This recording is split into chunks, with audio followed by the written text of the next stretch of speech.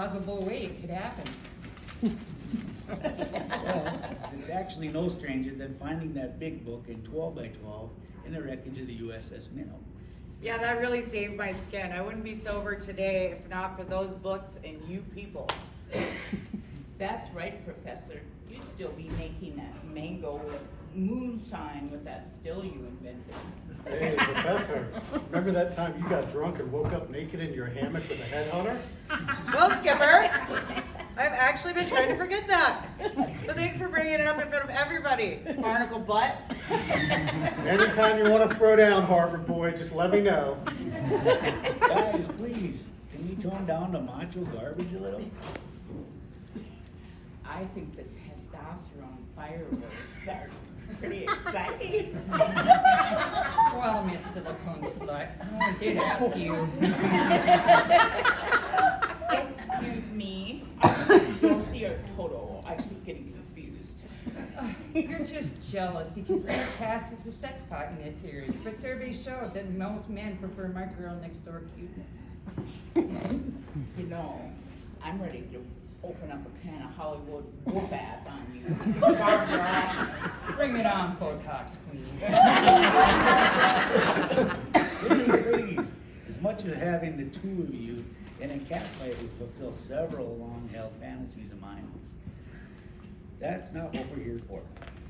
Yes, can we stop this bickering and get on with this? I have a tea time in an hour and I want to try my bamboo.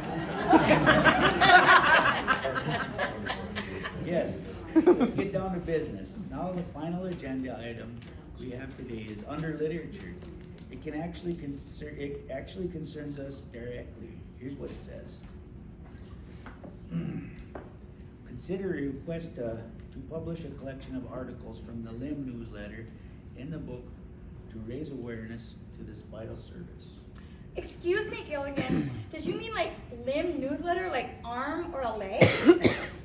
No, Mrs. Ball, it's LIM.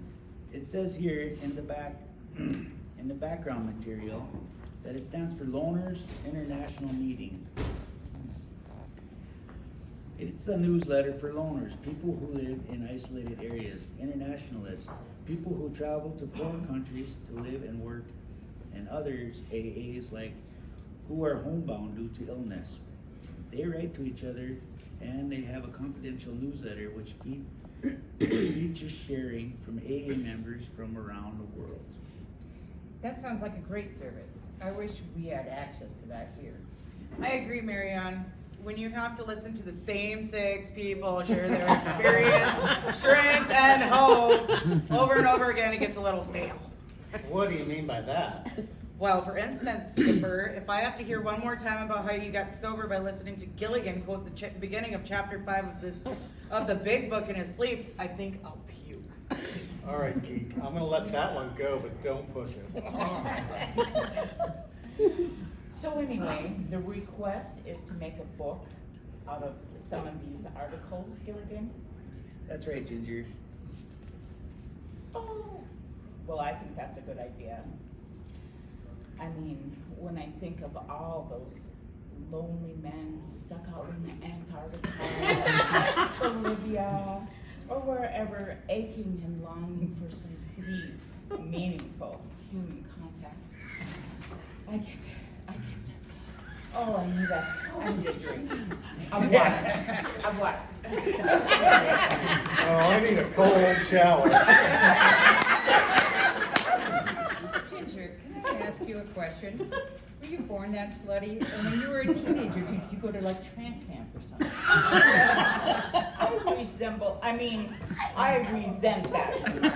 I think I'm helping ease the suffering of my fellow alcoholics.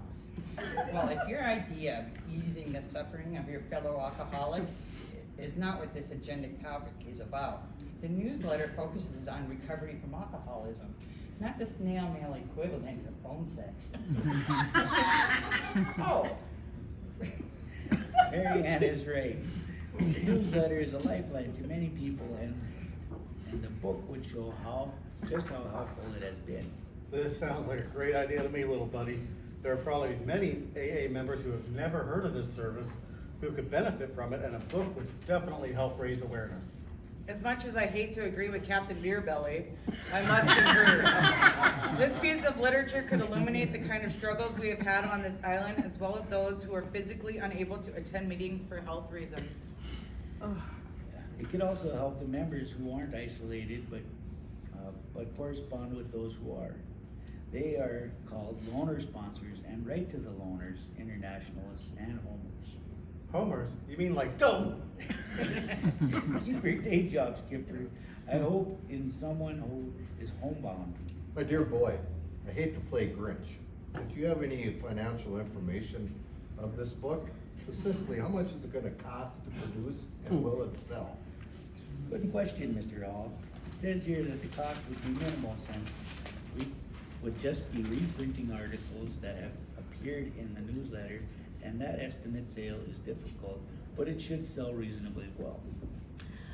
But whether or not it makes any money is not the end all be all, dear. Bite your tongue. After all, you are a hall. Well, it says right here on page S2 of the service manual concerning any giving service that we therefore pose one question. This is the service. Is the service really needed? If it is, then our mission is to serve who need and seek AA. That's a great point, Mrs. Hall. Do we need to have some more discussion on this, or are we ready to vote? Well, I'm ready to vote because I have to check on my coconut cream pies. Oh, yes. Let's rush the vote so Miss Homemaker can get her precious pie. Better to be Ms. Homemaker than Ms. Homer. Man, if I were a survivor, I would have voted your country's butt off this island a long time ago. Okay, so are we ready to vote? Yes! All those in favor of GSO printing a book of limb articles, raise your hand. Okay, all those opposed? All right, the motion passes 6-1.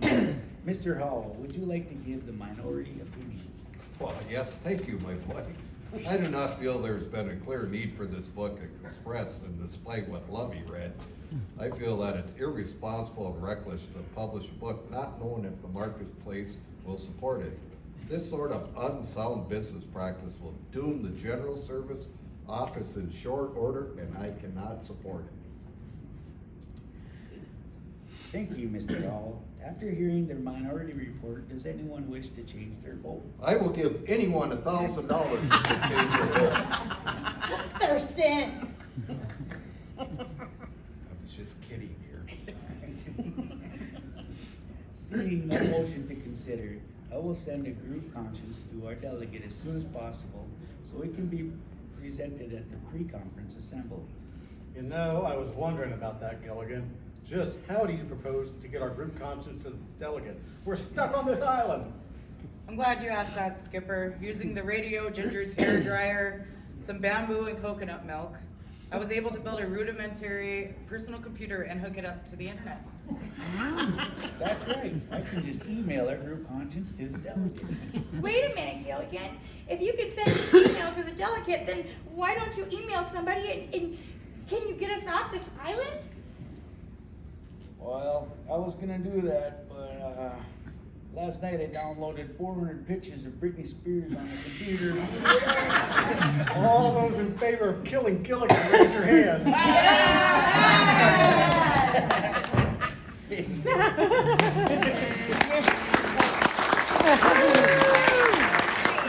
So join us here each week, my friends. You're sure to get a smile from 7 sober castaways, AA Gilligan style.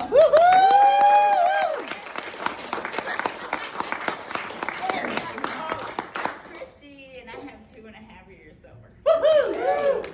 Jolene, 18 months sober. Harry, 18 months over. Burn alcoholic 6 years. Diana, alcoholic, 7 years. Tony, alcoholic, 13 years. Sarah, addict alcoholic, alcoholic, I got 22 months. Yeah! We be done. Good job.